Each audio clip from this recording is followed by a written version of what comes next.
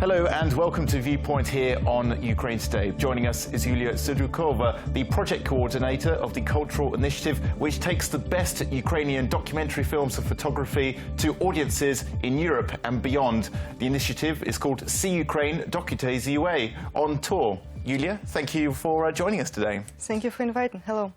So please tell us a bit more about this project to take the Ukrainian cinema and photography outside of the country. So this project is a kind of a cultural diplomacy initiative organized by International Human Rights Documentary Film Festival Docudays UA with support of International Renaissance Foundation. And our aim is to make people in Europe know our country more through documentary film and photography, through human stories told in these films and photo exhibitions. So we picked up 5 countries for the beginning. It will be France, Germany, Italy, Spain and Greece. And probably there then we will go further, I hope. And we will bring latest documentary films as well as some older ones telling about Soviet Ukraine or about transition of our country from Soviet times to independence. We will tell about the recent developments, about the revolution, about the war. And besides photography and film, we will bring experts, philosophers, writers, human rights defenders, civic activists, journalists, who will talk to the audience and tell them more about the context of these events shown in the film and discuss the latest developments in the country and problems and achievements, etc., etc. So it's a big project you're involved in. And these documentaries, they're kind of like a first-hand point of view of, for example, the Euromaidan revolution. Can you tell us a bit about these projects themselves? Well, one of our films which we will bring to Europe is Euromaidan Rough Cut. It's a very special documentary about Ukrainian revolution made by Docudays UA Festival itself. Usually festivals don't produce their own films, but we had a special circumstances because our festival usually happens in the end of March in Kiev, and in 2013 it was just a month after the most tragic events of the revolution happened. A month is a very short term for a full-length documentary to appear, but we wanted very much to tell to our international audience what happened with us during that winter. So we invented kind of producer's trick, because we know all documentary filmmakers in Ukraine and we knew who were filming those events, so we asked them to give us some rough cut materials from their future documentaries. And what sort of points of view did you have from these different producers? Because if you had 10 producers, am I right? So we have just 2 producers but 10 directors. 10 directors, yes. Yeah. And they were at different points of the protest. So that must have been really interesting to look back and see these different views. Yes, of course. They're all young and very thoughtful people who delivered really the most balanced documentary about Maidan, as to my opinion. They told some grassroots human stories, both about sad sides of revolution, about aggression, about all the controversy of, for example, destroying Lenin's monument, but also about this huge wave and ocean of support from protesters had. So this film brings together 10 stories, which creates a very good picture of what happened during that winter. Yeah, because a lot of people at that time relied on the news, but these documentaries, they bring a different perspective, don't they? Often the news is very factual and it doesn't quite get the story across. Absolutely. So documentary filmmakers, they go deeper and they have more tools to tell deeper, more detailed stories. That's why we think this project See Ukraine is a very good instrument, very good tool to tell about our country, because it creates an emotional connection between the audience and the subject of the film. It brings new, deeper questions. It gives an opportunity to know the country beyond news. Yeah, and it's very relative as well. One person can relate to somebody else's story. Of course, yes. And what about European audiences as well? Now, do you think that they know a lot about Ukraine?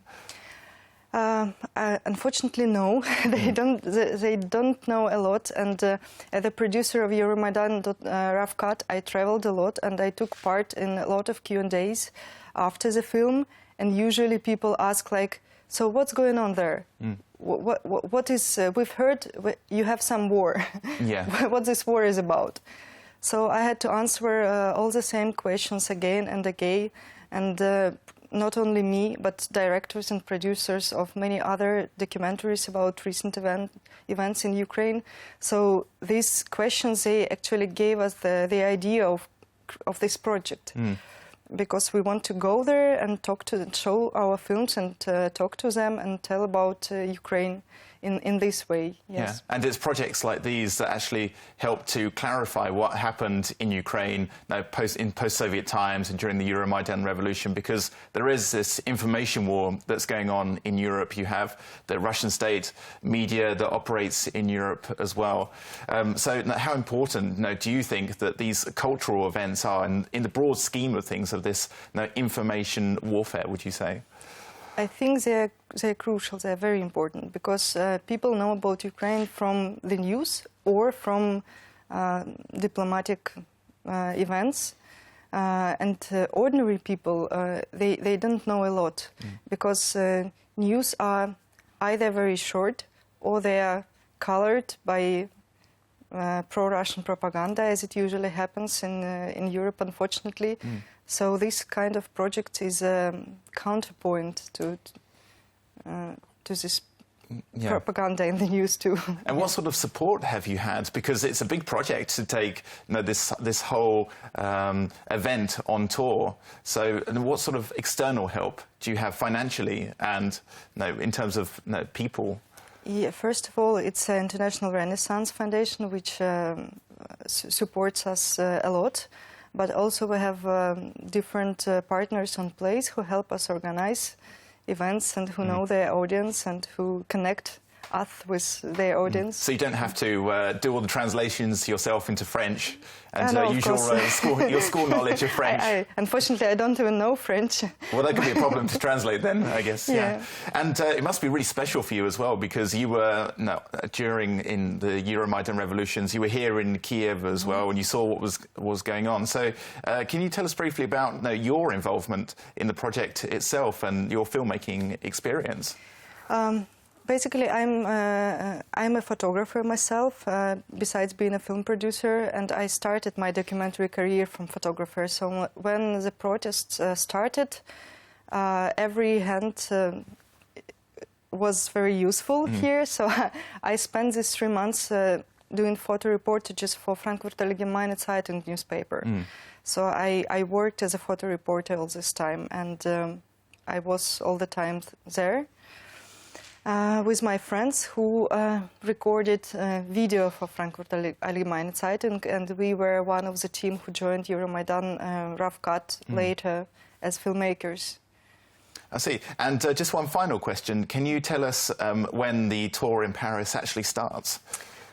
It starts 21st of January and it will last until 18th of February.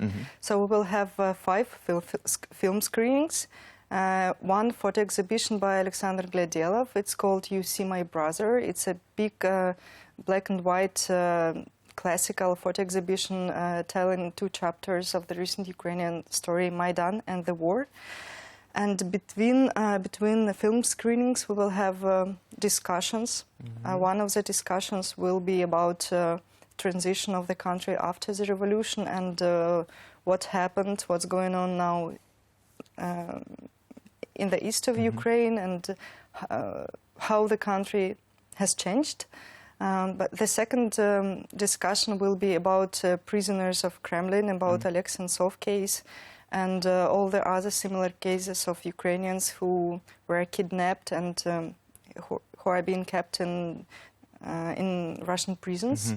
And we invited many journalists, civil activists and human rights defenders, both from Ukraine, from Paris, and from some of them are Russians, for example, from Memorial Anti-Discrimination Center, who will come to Paris and tell many facts about discrimination of Ukrainians in Russia, about all these prisoners, etc., who will bring some factual information besides human stories told in the films and photography. Oh, wow. That sounds very interesting. Yeah. Well, Yulia, thank you very much. It sounds a very interesting project, and best of luck with your tour in Europe.